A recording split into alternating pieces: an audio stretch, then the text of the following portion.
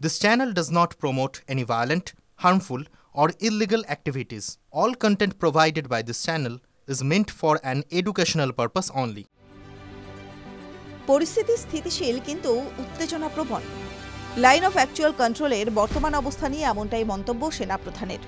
এক বছর আগে সেনার অ্যানুয়াল প্রেস কনফারেন্সে তৎকালীন সেনাপ্রধান জেনারেল মনোজ পাণ্ডে যা বলেছিলেন, এবারও ঠিক সেটাই বললেন বর্তমান সেনাপ্রধান।